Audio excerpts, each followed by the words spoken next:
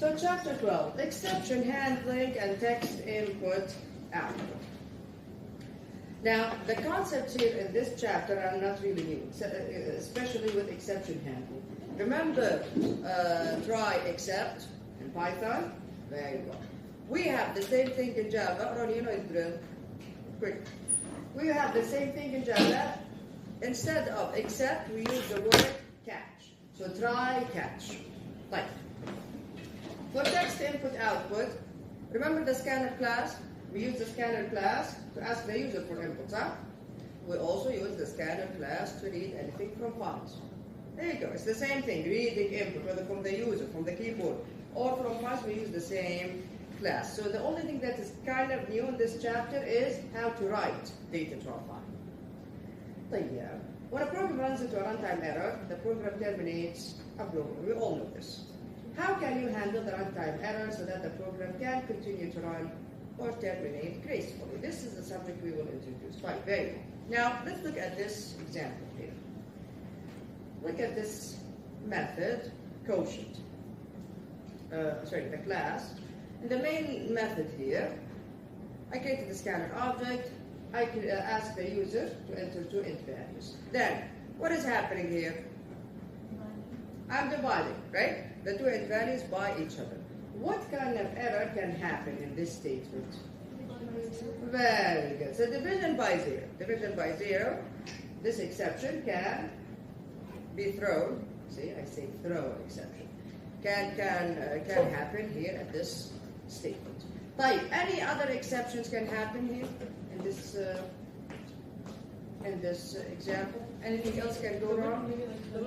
Very good. If the user enters something that is not an int, so if the user tries to enter a double, or if the user tries to enter a string, right? That's what we call input mismatch. And I'm sure you have seen it when you are practicing coding. That's called input mismatch exception. Like, now, input mismatch exception, we can't really do anything about it without catching the exception.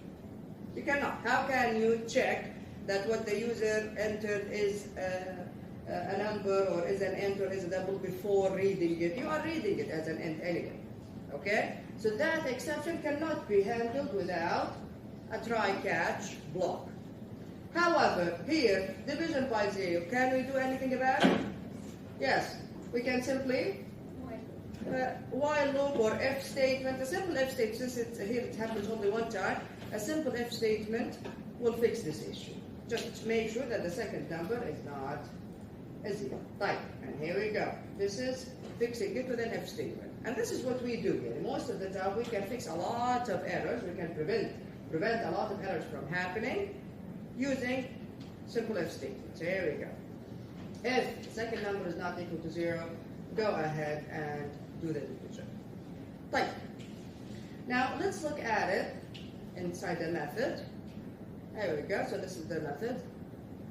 This is my main method. Again, create the scanner, read two numbers, then call the quotient method. The quotient method receives two int values. Here we go. And then it checks.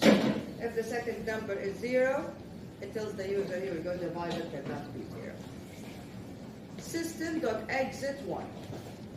What does this mean? Terminate the program, but when we say 1, any value that is not a 0, this means that a problem happened. So terminate the program, letting the user know that a problem happened. It's fine, this is optional, you don't really need to do this. Okay? So here we go. Divisor cannot be 0. So this is if a method is handling the issue. Like, all of this we have seen already. Now, exception. Now the issue here with having the method deal with the problem is that it's called reuse. Meaning, when I create a method, correct? I want to be able to use this method across different problems, right? In different circumstances. So, it's the same code for the method. How will the method know how to deal with the error? this project, I don't know, it's a hospital. Another project is the client here is maybe a store or something. But you're using the same method here, correct? So the method doesn't really know how to handle the error because it is used in multiple situations, in different circumstances. So who is best equipped to deal with an error? The method itself or the main method, whoever is dealing, whoever is interacting with the user? The main method, yes, because again, the main method is all about, the logic of your computer, of your program, and then in the main method you understand what the program is really doing, etc. Because the main method is calling the other methods. And you create objects in there and do the whole thing. So the best place where you actually deal with these kind of problems is in the main method, not the methods that are being called. Right. So let's look at it now with an exception handler, try catch. Okay. So again, here we go. This is the main method. Okay. I create scanner. I read to int values. Okay. Look what I did here. When I'm calling the quotient method, I put it inside a try block, meaning this statement may or may not throw, you see what I'm saying here? Throw an exception. Correct? If the second number is 0, an exception will happen. Right. Now let's jump to the quotient method. Here it is. Quotient method checks if the second number is 0, it actually throws the exception itself. Look what we use. We use the keyword throw, then we create an actual object of the exception. New arithmetic exception. Now, a method can actually, you can do this yourself in coding it, and you can throw the exception yourself. And this is beneficial. Why? Because then you can specify whatever message you need to specify for the user. Okay? Or you don't want to throw the exception yourself, khalas, don't throw it. Here, when the division actually happens and the second number is 0, the exception will happen anyway. Like, why are we throwing the exception ourselves? So that we can customize the message that comes in.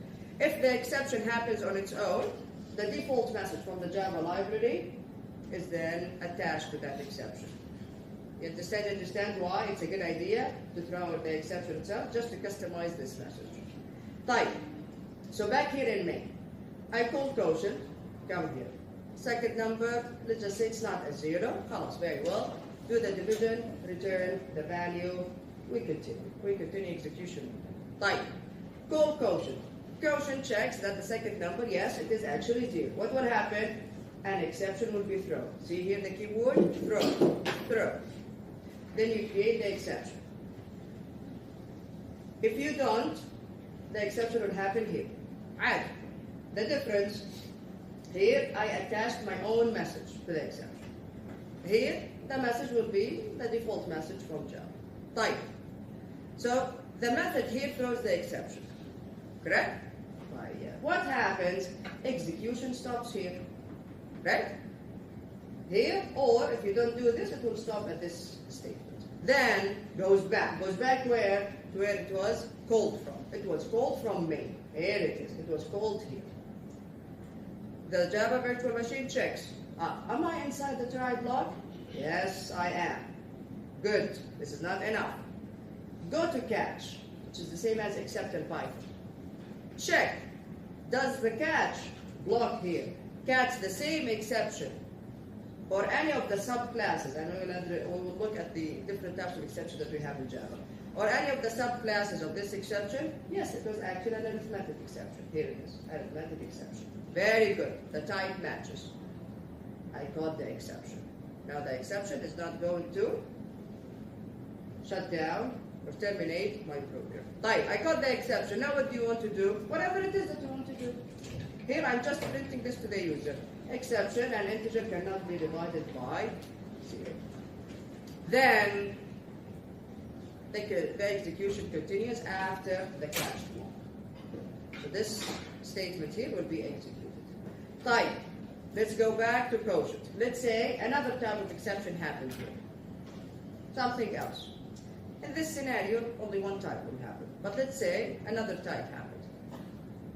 We go back again. We are not inside the try block here, so we go back. We always go back. We go back. We were called from here. Good. Are we inside the try block? Yes. Yeah. Check. Catch. Again. The exception that just happened is of a different type. I cannot catch it then. What will happen? It will terminate your program. This is the whole idea. This is the whole idea. And if we can have different try blocks from one method to another. A method calls a method calls a method. The exception happens in the last method. Am I inside the try block? Yes. Check catch. Catch the same type. Yes. Excellent. You can catch it. No. Go back. Go back to whoever called you. Main or any other method. Again, check. Are you inside the try block? Yes? No? If no, you go back. You keep going back through the chain. And this is how all the exception, this is the concept of exception handling in general. It's the same concept as in Python, by the way. But Python, we didn't really emphasize functions calling each other. Like, it's okay if it's not super clear now. We will see different examples in a second. But now you see the advantages of using exception handling. It enables a method to throw an exception to its caller, So the method itself can throw an exception to the caller. Meaning, I don't force the method to handle an exception. I can just leave it to whoever called this method. Okay? Why again? Because again, I want to be able to write the code for the method one time and use it in different situations. That's the main reason here. So leave dealing with exceptions and errors and interacting with the user to the main method. Without this capability, a method, here we go. A method must handle the exception or terminate the program. Like input mismatch. Now, division by 0, we can fix it with a simple if statement. But input mismatch, we cannot. If I read an int and the user enters a double, if I read a double, the user enters a string, whatever. So there is a mismatch in the type here. We cannot fix it unless I actually catch the exception. Like, let's look at it here. Yeah. I have only the main method here. Yeah, very simple. Again, create a scanner. Okay. What am I doing here in this example? Remember in Python when I showed you that how we can use exception handling for input validation? Remember that in Python? So this is the same idea here. I am reading an int from the user. What am I doing? I need to force the user to enter an int value. How? Very simple. Use exception handling, which is try catch, inside the loop. As long as the user enters something that is not an integer, catch the exception, you are still inside the loop. It happens again, it happens again, it happens again, until the user enters the type of the value that you want. Only then you can exit the loop. So this is here, we are using exception handling for input validation. Like, we can do this, of course, in different ways. Here we are using do while, you can use while, you can use even for, and Java is very flexible when it comes to loops like that. Like, we have a simple Boolean variable, continue input, it's true to begin with. Do. Yeah, read the input inside the try block. So here we go. Enter an integer, input.next. If everything goes well, the user actually enters an int value, excellent. Do whatever it is that you need to do, not necessarily inside the try block, maybe here afterwards, after the catch block. Here, what are we doing? We're just displaying the number. Okay? Make sure to have continue input be false, so that the loop exits. Khalas, now you are sure that the user actually entered an int value. Okay? So as soon as the user entered an int value, khalas, continue input is false, while false the loop exits. Fine. The user made a mistake. The user enters a double, maybe a string. Sit down, sit down. How important is this? Undo. We have 1 minute, quick. Okay. The user enters a double or a string. The exception happens here. Am I inside the try block? Yes. Go to catch. Input mismatch exception. Yes. Go ahead and do whatever it is that you need to do. Here I'm telling the user try again, incorrect input and integer is required. Then, you see what's happening here? Input.next line. Why do you think I should do this? Why do you think I should do this?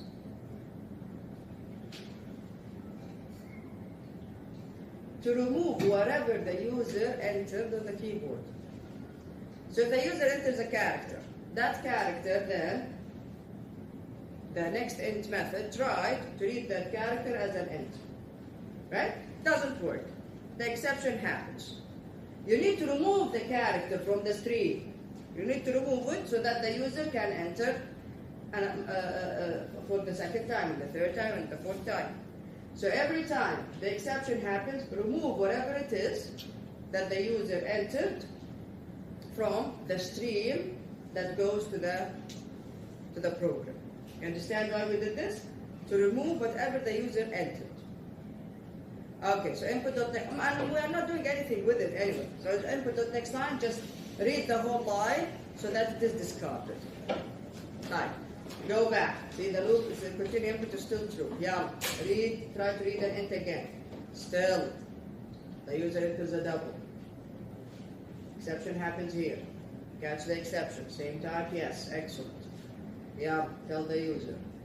Discard whatever it is that the user entered. Right? Next line we read everything, correct? We read the whole line. Yeah, go inside again, read again, etc. This will continue happening until the user actually enters an int value. Questions? Didn't we have the exact same example in Python? It's exactly the same. Right, but I used the while loop, I remember, in Python. Alright. Now, exception types.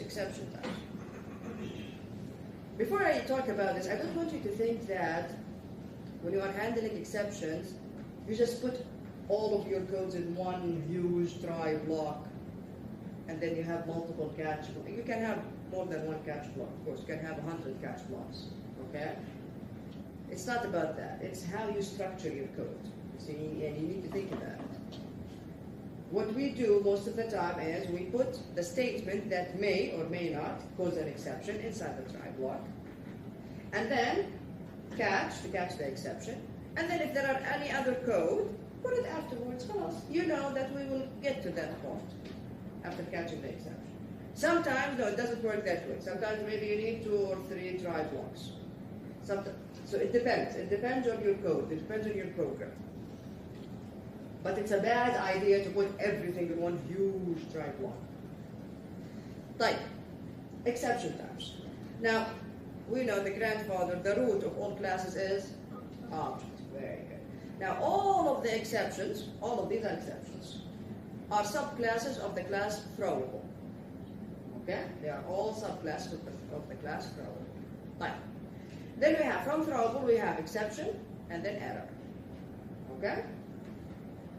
All of these happen during runtime. All of them. Exception and any of the subclasses, error and any of the subclasses. All of them happen during runtime. Fine. Now, from exception we have class not found exception, IO, input output exception. We will see this inshallah when we will learn about files. Runtime exception and many more classes.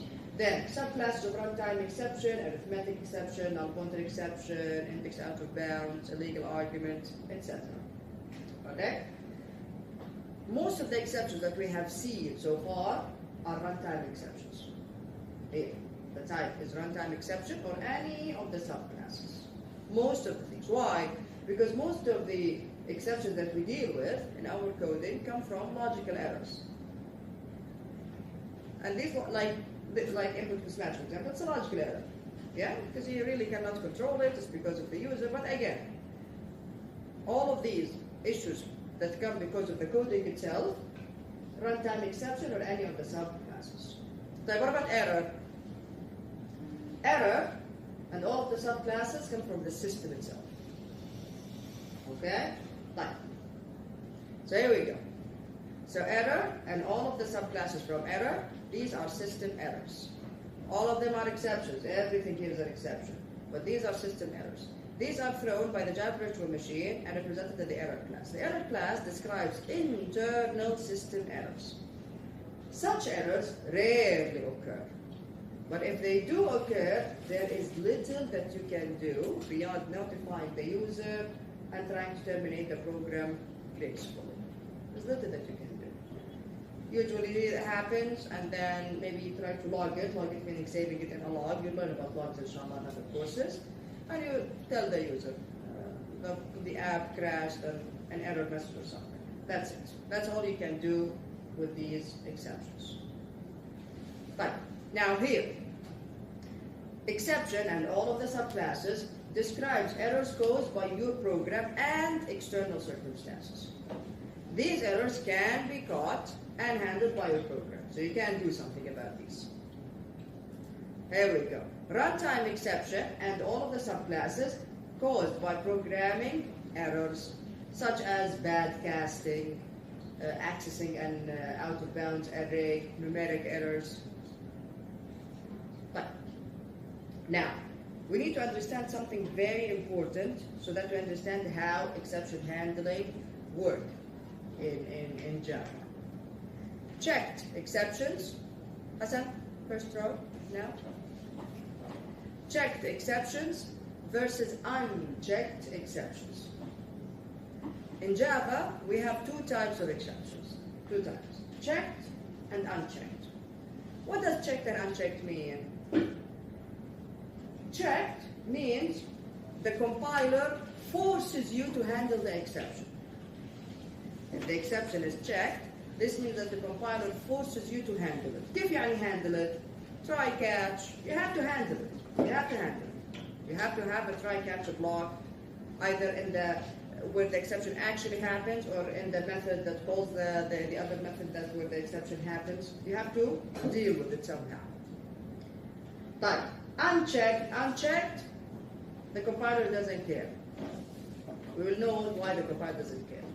Like in your programming, every time you use input.nextInt or .nextDouble, there is a possibility of input mismatch exception, correct? There is always that possibility. Was the compiler ever like, oh, wait a second, maybe an exception will happen here. You have to handle it. You have to have a try-catch block. Has it ever happened? No. When you create an array and you are using a loop to go over the array, there is a possibility that maybe you will use an invalid index, correct? Was the compiler like, oh no, you have to handle the exception, maybe an exception will happen here? No, the compiler does not force you to handle these types of exceptions, because all of these exceptions are unchecked. Like which ones are checked, which ones are unchecked? Runtime exception and all of the subclasses. Error and all of the subclasses are unchecked exceptions. Error, all of the subclasses. Runtime, all of the subclasses. Unchecked. The compiler does not force you to deal with these exceptions, to handle them. All other exceptions, يعني any subclass from exception itself or any subclass from exception that is not runtime are what? Are checked. Meaning the compiler forces the programmers to check and deal with the exceptions. Example, I/O, input-output exception. Input-output exception happens a lot with files. So if you try to open a file that does not exist, that exception will happen. The compiler notices that, and the compiler detects, oh, maybe an input-output exception will happen here. So what does the compiler do? If you don't put that statement where you open a file in a try-catch block, it will not let you run. It will tell you, input-output exception maybe will happen here. You have to handle it. You understand the idea now? Unchecked and checked. Which ones are unchecked? Runtime, all of the subclasses. Error, all of the subclasses. Checked, meaning the compiler forces you to deal with them. Every other exception. يعني exception or any of the subclasses that is not a runtime exception.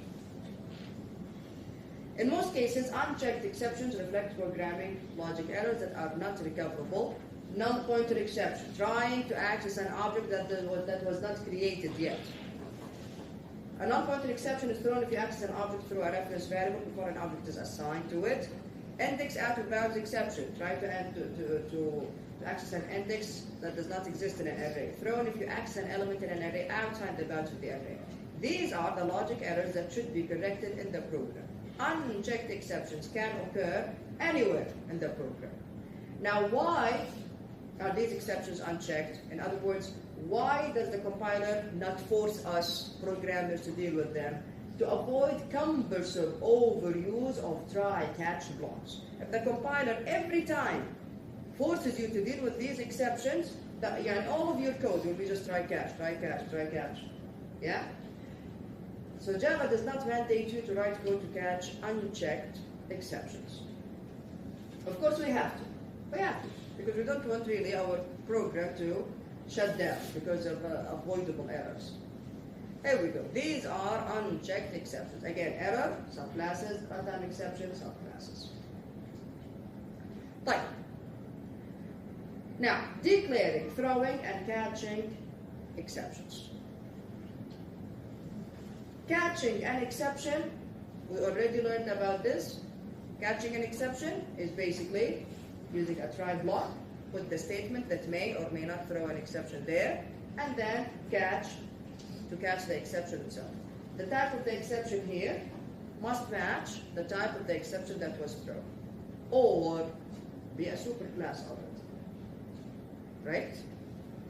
Right? Polymorphism. Remember that? Yeah. If I have try catch and then I catch runtime exception, I can catch me. Who exactly? Only runtime exception? No. Runtime exception, I can catch exception. Runtime exception, I can catch all of the subclasses. Yeah? If I catch a runtime exception, this means I can catch an actual runtime exception or any of the subclasses. Yeah, an arithmetic exception, yes. A non-pointer exception, yes, because all of them are runtime exceptions. Type, if I catch exception and all of the subclasses and the sub-subclasses. If I catch throwable, I'm catching everything. Okay? Alright? If I catch error, an actual error or any of the subclasses, linkage error, virtual machine error, etc., etc. Okay? That's why, and I told you about this in Python as well, that's why it's very important, the order of the catch blocks are important. You always start with the most specific exception. Yani, you don't start catch exception. Exception is the superclass. You don't do that. You start with arithmetic exception. Then catch runtime exception. Then finally at the end catch exception. You start with the most specific to the most general classes of exceptions. Right. So here we go. So this is how handling an exception. Right. What about throwing an exception? We already looked at an example of throwing an exception. Throwing an exception using the throw keyword. You don't wait for the exception to actually happen. No, you throw it itself. You actually code it. You say something like throw new, then the exception type. This is throwing an exception using the keyword throw. طيب, what is declaring? Declaring an exception is this over here. In the method header, at the very end, after the argument, after certain parameters, at the very end, before you open the curly braces for the method, you say throws, with an S, throws, and you put the exceptions. It can be multiple exceptions. Throws, input, output exception, comma, null pointer exception, comma, illegal argument exception, add, all of them. Like, what's the idea here? Why am I declaring them here? Okay. Again, with unchecked exceptions, the compiler doesn't care. You handle them, you declare them, it does not matter. However, with checked exceptions, again, what are checked exceptions? Checked exceptions, exception, yani, not these. Here we go. These are unchecked. Checked exceptions, anything other than this. Class not found, input, output, there is end of file, all of it, everything here, and the exception itself. So exception and any subclasses that are not runtime exception. All of them are what? Checked. So, what does this mean?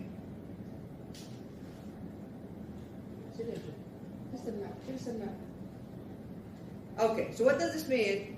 If an exception is checked, the compiler forces you to deal with them.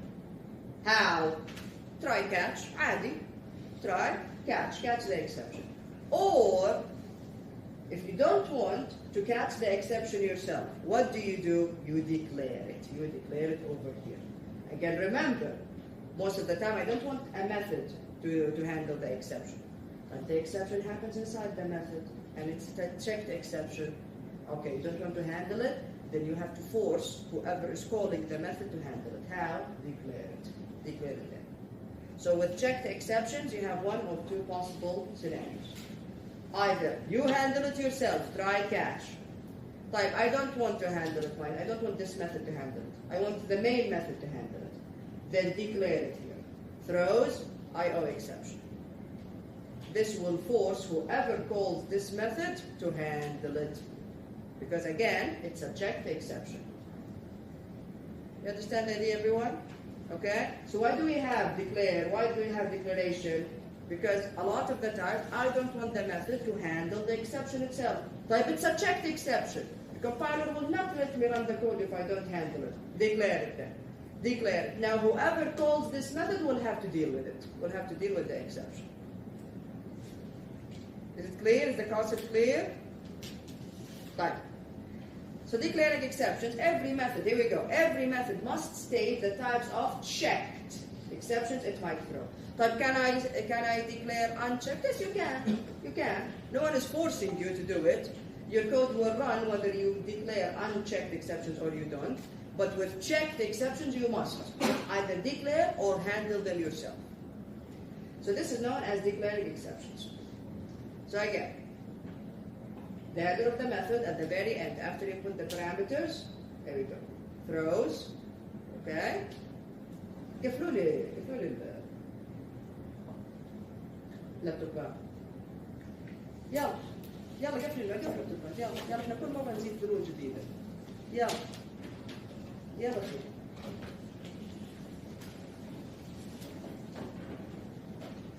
ايباد حط على جنب يا زلمة. حط على جنب. ما نسيت اللي صار انا سامي تحفة والجدر كانت تجيب. Okay, so here we go. So declaring exceptions. Throws. In the header of the method, after you put the parameters, throws, and then you put all of the exceptions. One or more, no issues. Throwing the actual exception. You creating the exception and throwing it, use the keyword. What's keyword? Throw, with no S. Throws in the header of the method. Throw with no S when you actually create the exception and throw it. When the program detects an error, the program can create, you don't have to, but you can create an instance of an appropriate exception, type, and throw it. This is known as throwing an exception. This is an example. Throw new, and then you put the type of the exception. Or you can create an exception like this. Exception, EX, new exception, and then throw EX. Doing this or this doesn't really matter. Here we have a reference, but why do we need a reference? Type. Example here. Example of throwing exceptions. Illegal argument exception. Like, before I show you this example, let's go back here. Where is illegal argument? Where is it? Where is illegal argument exception? Very good. It's under runtime. Checked or unchecked? Checked? Unchecked. So the compiler does not force us to deal with illegal argument exception. Type. Now, here is the setRadius method. SetRadius method from the circle class. Can I have a negative radius? No. I cannot have a negative radius. Now I can simply say, inside the setRadius method, if whatever value I receive here is less than 0, مثلا tell the user. Right? Again, we go back to the same issue. I don't want the method to deal with the user. Correct? I don't want the method to, because setRadius is not only used in one project, it's used in multiple projects. So I want the main method to deal with it. Okay? Whatever happens because of the radius that is negative, خلاص, let the main method deal with it, not set radius itself. Right. So instead of having set radius deal with this, you can make set radius throw an exception. Throw an exception. So here we go. If new radius is greater than or equal to 0, go ahead and this is the new radius. Else, throw an exception. Throw. New illegal argument exception, and then you can attach whatever message. Radius cannot be negative. Now when this happens, when the exception happens, it will go back to where? To whoever called this method. Most of the time it's the main method. It's the main method. Now the main method deals with the exception, not the method itself. So this is how I'm actually throwing exceptions. Type declaration here. Throws a legal argument exception. Do I have to? Am I forced to declare it? No, it's unchecked. So whether you declare it here or you don't, doesn't matter. It does not matter. فاهمين الفكرة? Throwing an exception and declaring it in the header do not have anything to do with each other. Okay? The compiler forces me to declare the exception only if it's checked. That's it. That's it. If it's not checked, I don't have to declare it. If it's checked, I have to deal with it. How to deal with it? You either declare it or you actually deal with it in a try-catch block. This is unchecked. خلاص. The compiler doesn't care if you declare it or not. But why is it a good idea to declare it even if it's unchecked? Who is this good for? Whoever is reading your code. Yes, whoever is reading your code, because most of the time people are not going to go inside your method and look exactly at what's happening. They are just reading through your code quickly. So they go through the headers in the method here. Oh, throws, okay. So there is a chance that this method will throw this exception. Now, okay, so when I call it from main, I'm going to handle it there. Okay, everyone? Okay? But catching exception, this is not new. Here we go. Try, catch. Put statements inside the try block. These statements may or may not throw exceptions. Catch, then you put the type of the exception and the variable name. And then whatever it is you need to happen if this exception was caught. Catch another exception, etc. Okay? Always start with the most general type of exception. You never start with, always start with the most specific type of exception. You never start with the superclass, no. You start with the subclasses, then you end with the most general. Okay? If you start مثلا with exception, look, where is the exception? There you go, this is exception. If the first catch catches the type exception, it will catch all of them. Like, what is the idea behind having the others? Doesn't make sense. The others now are useless. That's why I always start with the most specific, and then you go down to the more general classes of exceptions. Yes, ma'am. I have a question. Yeah.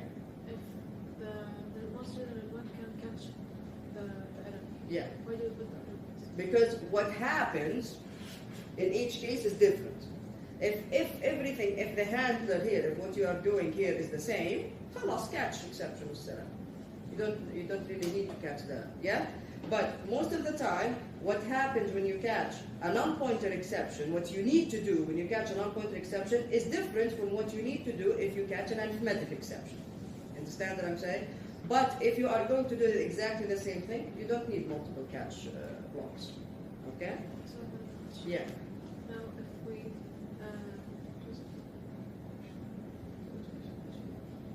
That's okay. Take your time. Give me back. Fine. So this is catching exceptions. Here we go. This is exactly what happens. Yeah. Look now. This is the call stack. Yeah. The methods. I have the main method. The main method calls method 1, and method 1 calls method 2. Method 2 calls method 3. Like, yeah. Let's see what happens now. Main method. Yeah. Try catch. Huh? Yeah. Invokes method 1. We jump to method 1. Method 1. Again, try catch. Invokes method 2. We jump to method 2. Method 2. Again, this is just an example. Method 2. Oh, I forgot about the stack. Sorry. Again. So main method. The main method starts executing. Put it inside the stack. Like, calls method 1, jump to method 1, push method 1 into the stack. Okay. Inside method 1, I have a try catch, call method 2. Call method 2, push it down the stack. Inside method 2, again, I have try catch, call method 3. Call method 3, here we go, push it down the stack. The exception is thrown where? In method 3. Okay? The exception happens inside method 3.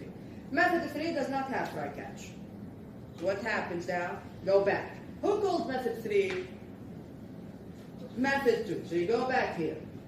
You go back here, method 2, like this. So method 3 is popped from the stack. Now we move to method 2. Method 2. Am I inside the try block? Yes. Good. Not done yet. Is the exception that was called matches this exception? Maybe, maybe not. If it does, excellent. We catch the exception, then we continue here to statement 6. Right. And then we go back, we continue execution normal. Type.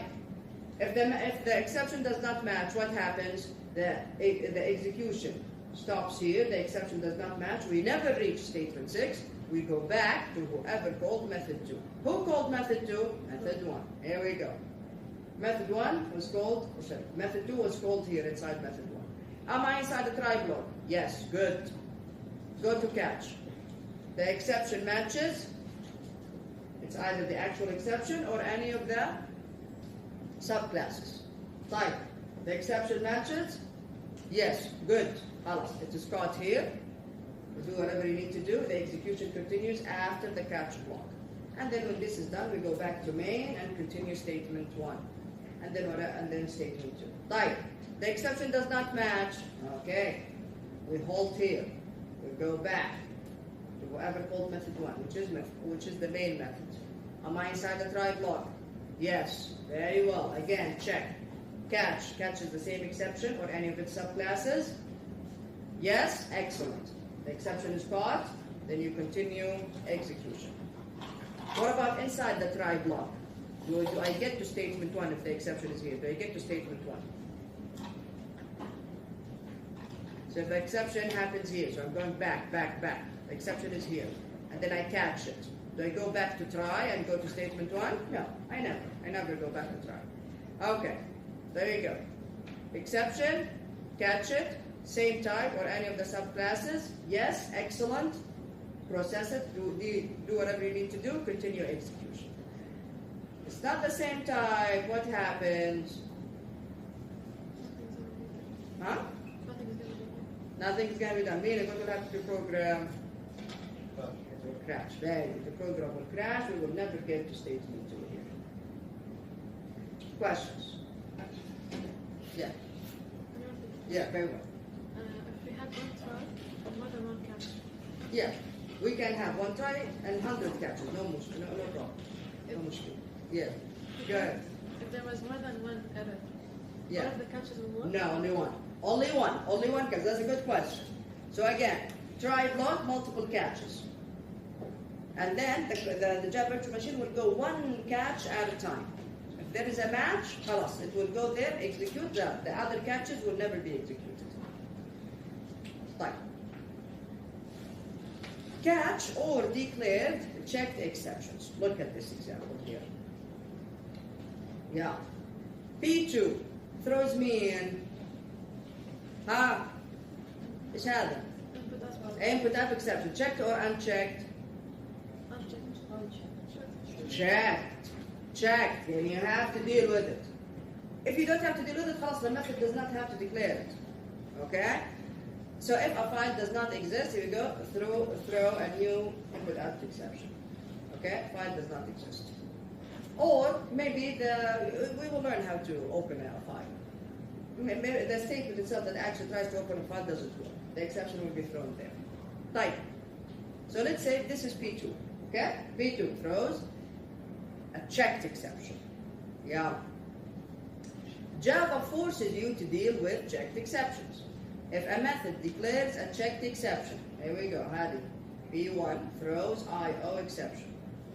An exception other than error or runtime exception. You must invoke it in a try-catch block or declare to throw the exception in the calling method. So again, we have two options here. You either declare it or you deal with it. It's a checked exception.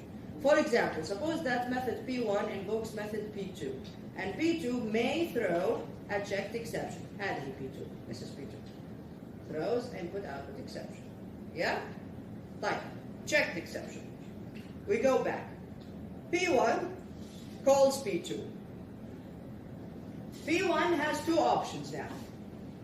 Either deal with the exception, meaning when you call P2, you have to put it inside a try catch block. So I know what to do. You have to put it inside the try catch block, or declare the exception again. See here, P1 throws input-output exception. طيب. Alright? Understand? In this case, when I say P1 throws input-output exception, who's going to deal with it? Whoever calls P1. Again. P2 throws input-output exception. I call P2. I either deal with it like this, try catch input-output exception, or I declare it again in my header. This means whoever is going to call P1 is going to have to deal with the exception. For example, suppose that the method P1 invokes method P2, and P2 may throw a checked exception. You have to write the code as shown in A or B. You either make P1 handle the exception, try catch, or P1 declares it again in the header. If I do the second option, now whoever calls P1 will have to deal with it. Clear now? Yes? Fine. This example demonstrates declaring, throwing, and catching exceptions by modifying the setRadius method in the circle class. The new setRadius method throws an exception if radius is negative. Yeah, so circle with exception. There we go. So this is the circle class, a little bit modified.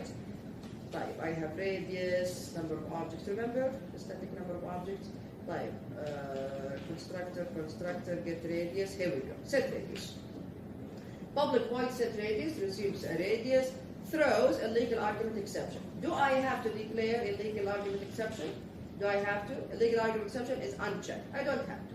It's better to declare it so that whoever is reading your code can see clearly that this method may throw this exception. Type.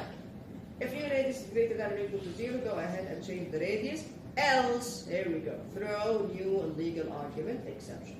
This way, the method does not deal with the exception itself, it throws it, and then whoever calls it will deal with it. Yeah, let's look at the main method now. Okay. Here we go. In my main method, I create objects from this class, circle with exception. Yeah, look at this one. C1, in new circle with exception, what is the radius? 5. I put them all in a try-catch block. Type. 5. Here, what is the radius? Negative. Very good. Negative 5. So the radius here is negative 5. We go to the class. Yeah, what is the constructor? Here is the constructor. The constructor receives the radius, which is negative 5. Set radius, call set radius, and pass negative 5 to it. We go to set radius. Here we go. It receives negative 5. Is negative 5 greater than or equal to 0? No. Yeah, throw the exception. Throw the exception. So the exception happens here. Am I inside the try-catch block? Of course not. I am not inside the try-catch block. So what will happen? I go back. I go back to where this was called from. There we go. It was called from here. Well, it was called from the constructor, then the constructor was called from here. So it was called from here. Am I inside the try block? Excellent. The execution stops here. I go to catch. Is it the same type? Yes. Or any of the subclasses? Yes, it is the same type. Print the exception. It will just tell me the first again. Radius cannot be negative. Okay? So this will print type of the exception, which is a legal argument exception. Radius cannot be negative. Then continue execution. Number of objects created. How many objects we create? 1. 1. Very good. Excellent. Only one object was created. The first one only. Here, an exception happened. So the object was never completely created. Questions? Yes. ما خلصنا الكونستراكتور. Look, the exception happened here. So I go back. The constructor will never finish. صح؟ مو هنا صارت إشكالية؟ جيت أنا عند number of objects سويت لها plus plus. Did I? No. So again, the exception received negative 5. The constructor received negative 5. It calls set radius. Set radius negative 5. أروح عند set radius negative 5. Negative 5 is not greater than or equal to 0. Throw the exception. The exception خلاص. The exception holds everything. The execution stops here. So I go back to where set radius was called from. I go back here. Am I inside the try-catch block? Am I? Am I inside the try-catch block? No. شايفة try هنا؟ جننيني ريما؟ شايفة try هنا؟ شايفتها؟ There is no try-catch block here.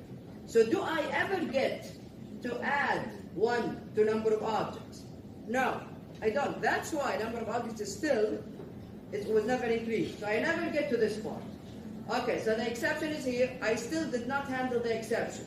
I am not in a try-catch block. I go back again. Who called the constructor? Here. The constructor was called here. Exactly here. Here the constructor was called. Am I inside the try block? Yes. Very well. Go to catch now. Is it a legal argument exception? Yes, excellent. Yalla, handle it. Here I'm just printing. Continue execution. How many objects do I have? 1. Because the first one, only 1 was created. Number of objects was never increased. Now, when was it going to be 2? If increasing, look, if I say number of objects plus plus, and then set radius. Yeah, see? And that's why you have to be clever here. That's a logical error. You can never increase number of objects without making sure that the radius is valid. So you cannot start with number of objects plus plus. You need to make sure that the radius is valid before you say number of objects plus plus. Okay, everyone? Right.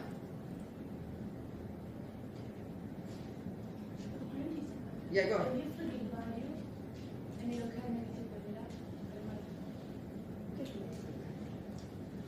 ايش احنا كاتبين؟ الست radius ايش هنا؟ الست radius if the new radius has this value over here is greater than or equal to 0. Yeah, else like something else wrong because it was negative. This is the whole idea because a circle cannot have a negative radius. Yeah? Okay? Again, this is something that happens only with circles. Yeah? We can have negative values with other stuff.